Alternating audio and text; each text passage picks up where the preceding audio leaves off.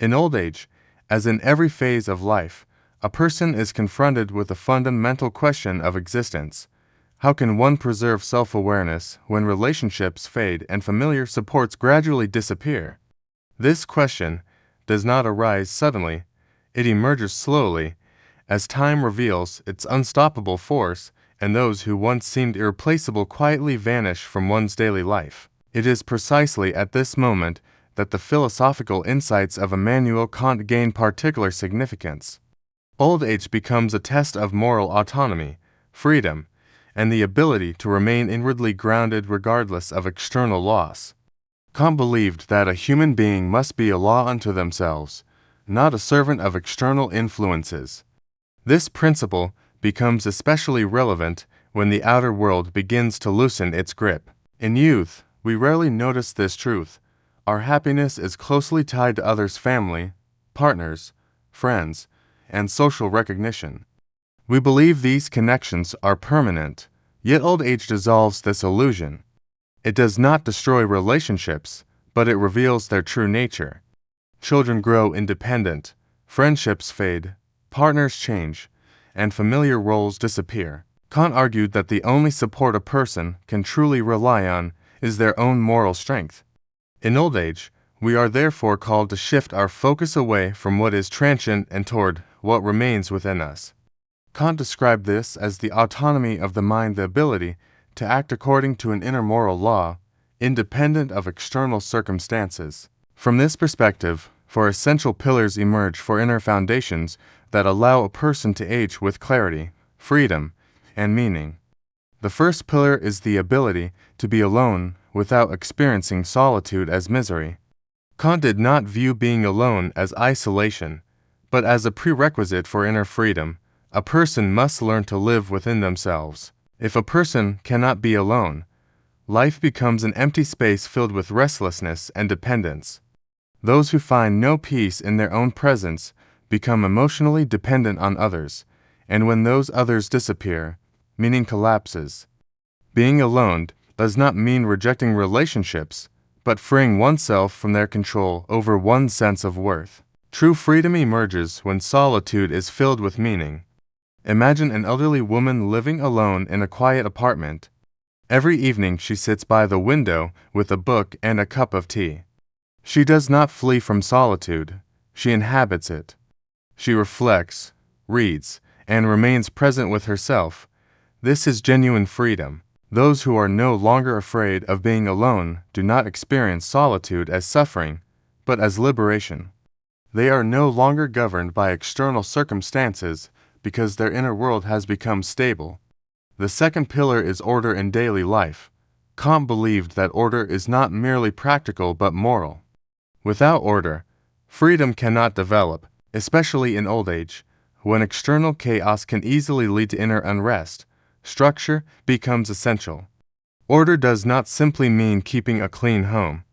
More importantly, it means creating inner order, clarity of values, habits, and intentions. When a person organizes their surroundings, they also organize their mind. Consider someone living among accumulated objects from the past, old clothes, broken items, keepsakes they cannot release. Kant warned that attachment to the past becomes a burden that prevents progress. In old age, letting go becomes an act of freedom. Purity and simplicity are necessary conditions for inner autonomy. The third pillar is indifference to the judgment of others. Kant defined freedom as the ability to act according to one's own inner law, not according to the opinions of others. In old age, this principle becomes unavoidable. Others may judge, misunderstand, or dismiss, but those who release the need for approval gain freedom. Often, the judgments of others reveal more about their own fears than about truth.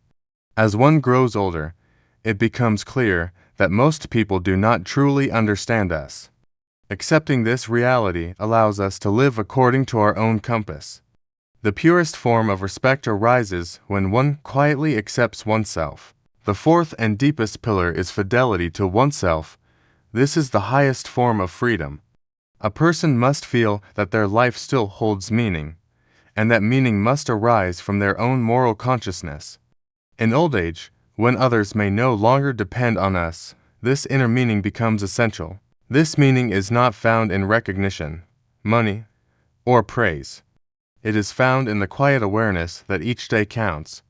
Consider a woman who puts on lipstick every morning, even though no one visits her. She prepares her coffee carefully, simply to enjoy the ritual. These small acts give dignity to life. Doing something for oneself creates rhythm and presence. Without this inner acknowledgement of value, life becomes empty. If a person does not experience themselves as important, they remain trapped in insignificance. Therefore, especially in old age, when external roles dissolve, meaning must be created from within. Old age offers a unique opportunity to develop inner freedom. It is not a decline, but a transformation. True freedom does not mean the absence of limitations. It means acting according to one's own laws. Those who strengthen these pillars achieve a freedom that no external loss can destroy. Old age, then, is not an ending. It is the beginning of a quieter, deeper phase of life, one in which a person learns to rely on themselves. As Kant reminded us, a human being must be a law unto themselves, not a slave to external influences. In this phase, freedom no longer depends on recognition or usefulness to others, but on the strength of one's inner principles and the courage to live by them. Those who accept this transition discover a form of freedom unknown in earlier life. Freed from the pressure to please, compete, or prove, the individual turns inward and encounters their true self. What once felt like loss becomes clarity.